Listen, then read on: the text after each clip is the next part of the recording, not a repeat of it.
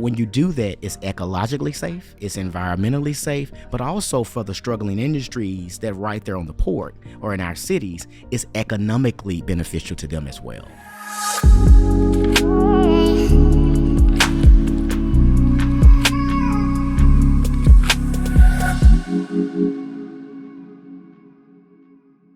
Hi, Errick. Welcome to the show. Thank you. I'm amazed to have the opportunity to speak with you today because I've read a lot about you. I've seen you featured in the press, in the news, in the COP26 feedbacks. Yes. And I'm wondering, what's your take at Rethinking Water? What do we need to rethink today? Well, when you rethink water, you're rethinking the world. And when we're in COP26, when you begin to think about the issues and the challenges that we face with water, it's a global issue. And given that it's a global issue, it must have a global solution. And so I represent a group of mayors on the Mississippi River basin called Mississippi River Cities and Towns Initiatives. And I'm the co-chair along with Jim Strickland of Memphis, Tennessee. And what we're doing is looking not only at climate performance, but how we're rethinking water with aging infrastructure across America, across the world, and how we can begin, and it's wonderful to be here at Columbia University, how we can begin to attract young folks to begin to look at water and rethink water, but also have careers in water as well. That's how we're going to solve the world's problem, is by making sure we tap into our natural resources, and our most prized natural resources are our young people. From Mississippi to Beijing, from France to California, we have to look at young folks across the world. So that means when you're thinking of water, the number one thing you want to look into is the young people. That's quite an interesting approach, if I may say so. You have to begin to do that with aging infrastructure and aging systems and folks dying out, literally. In Greenville, Mississippi, what we've had to do is literally look at retaining the folks with the years of experience. And we've done that by bringing in private companies that come in to take over our wastewater treatment plant, but hire them because folks, when they get to that age of retirement, they want to begin to receive their retirement benefits and they want to go home. But when they go home, they're leaving with the years of experience that you need to operate a water and wastewater system. And so we got to look at ways to retain the seniority and the talent and challenge and experience that folks have, but also acquire that new hope in young folks. You're focusing on water quality with this Mississippi River Cities and Towns Initiative. Yes, sir. And that water quality, if I get you right, has a lot to do with the way you treat the wastewater and probably the way you treat the watershed. What is the number one challenge you have today besides that silver wave you just mentioned? Well, specifically along the Mississippi River, we have sustained over $210 billion in actual losses since 2005. And so the largest share of the loss is from the destruction of major damage on the critical infrastructure platforms of our entire infrastructure portfolio. Bridges and water systems remain the most expensive spending lines that we're seeing from Memphis to Greenville, from New Orleans to Bemidji, Minnesota. However, it's very important to note that we're not just talking about the damage to hardware like pipes and pumps and treatment plants and technology, but more importantly, the environmental systems that provide our freshwater supply, like you just mentioned, increasing stress and accelerating the climate risk. So the ecology responsible for our water, the surface water, the aquifers, the lakes, the streams throughout our beautiful Mississippi River Valley are being tapped more than ever before and are sustaining drought, extreme heat, and record-breaking flooding. So we're seeing 1,000, 2,000-year floods, just like Jackson. Jackson just had that heavy rain pour in Jackson, Mississippi that crippled their system. And so people don't have safe drinking water in 2022 in Jackson, Mississippi. And so we're looking at ways to begin to address that by looking at the watershed, but also looking at nature-based infrastructure. We have a partner, Ducks Unlimited, that we're deploying 66,000 acres of nature-based infrastructure on the Mississippi River in about 8 states. And so when you do that, it's ecologically safe, it's environmentally safe, but also for the struggling industries that right there on the port or in our cities, it's economically beneficial to them as well. And so we're looking at a number of innovative ways to protect the watershed, the food quality and also the water quality in the Mississippi River Basin. You've started off by explaining how water is a global topic. It is. And water is also a very local topic. It is. Usually it's a lot of very, very, very local places. It is. And actually, you have a good example of going a bit beyond that local aspect. You mentioned Jackson, and I think you've been supporting Jackson. So it's local, but you can be helping your neighbor. That's so right. how do you see that cooperation between neighbors, a bit wider between more distant neighbors, and Yes. then within a region, a country, a state? I'm a firm believer that a friend in need is a friend indeed. And just neighboring city of Jackson, when they needed help, the Bible tells us love our neighbor as thyself. And so what we did, we partnered with private folks. We partnered with Dollar Tree and Family Dollar to provide 18 water loads of water to the folks in need that dealing with the water crisis in Jackson. But what we do from a corridor scale on the Mississippi River Cities and Towns initiative is when we have natural disasters like Hurricane Ida, Hurricane Katrina that hits Gretna or New Orleans, it comes upstream. Or when you have snow to melt in the upper Mississippi Valley, it comes down the river and it creates high water events for us. And what it does, it strains our wastewater systems and it strains our infrastructure. We just have to work on a corridor scale and look at a way to be able to be regional friends to address a regional problem and a global problem as well. You mentioned these partnerships between the municipality and the private companies. How important is that private-public partnership? It's very important because when you look at some of the solutions, the way of the past is not going to keep us moving for the future. When you think about, water and sewer rates, right now in Greenville, Mississippi, we use our sewer revolving loan fund, and we're looking at the large vehicles like the bipartisan infrastructure law, the Inflation Reduction Act. All of those things are going to help. But cities like Greenville, Mississippi, that got black and brown communities haven't been able to be beneficial or benefit from these large-scale vehicles. What we've been doing is getting sewer revolving loan fund, and the bipartisan infrastructure law is providing some help with that. But in order to pay for that, you're taking from the top of your budget the sales tax revenue. When you take the sales tax revenue from your budget, it's a form of regressive tax on black and brown folks and poor folks in your community.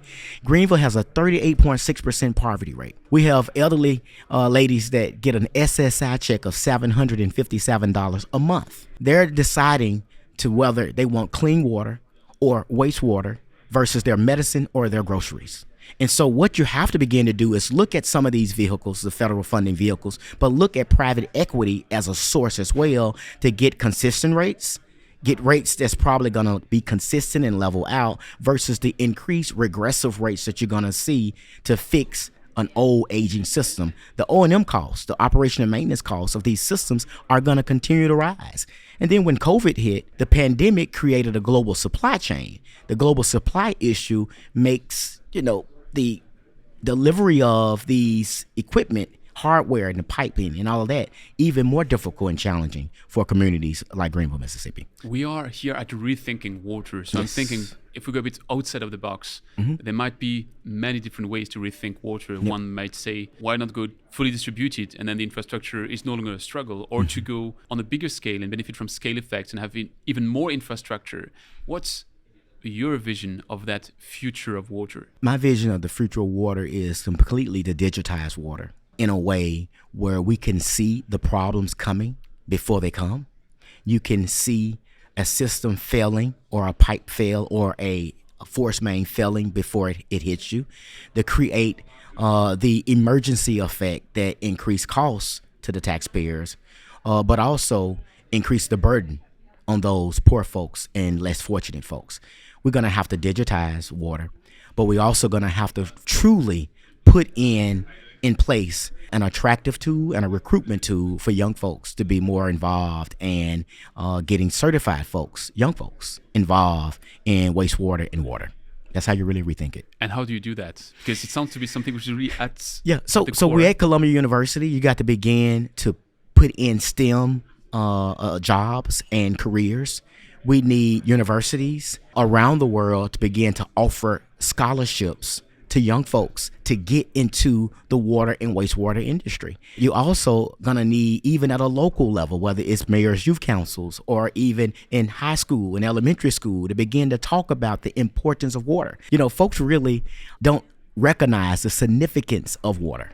And so when you begin to educate and educate and educate and re-educate, you'll begin to have the attraction and recruitment that's needed for Rethinking Water. In the water sector, there's estimated to be about 17% of women, which means we don't tap into almost half of the potential out there. Is it's also one of the axes you'd like to follow to find more talents, more brains, more hands? You need to look for women. Women are mothers of this earth, and you need to begin to look at women, but you also need to look at minorities as well. Much like, the president is talking about Justice 40 and the equity strategies regarding equity, and how do we begin to look at Black and brown communities, but also small and minority businesses as well. The vice president came to Greenville on April the 1st, and she came to Greenville to talk about small communities and small businesses. And she went to minority businesses in the community. We've really done a great job in Greenville, Mississippi. At the height of the pandemic, we gave $3,000 grants away to women-owned businesses.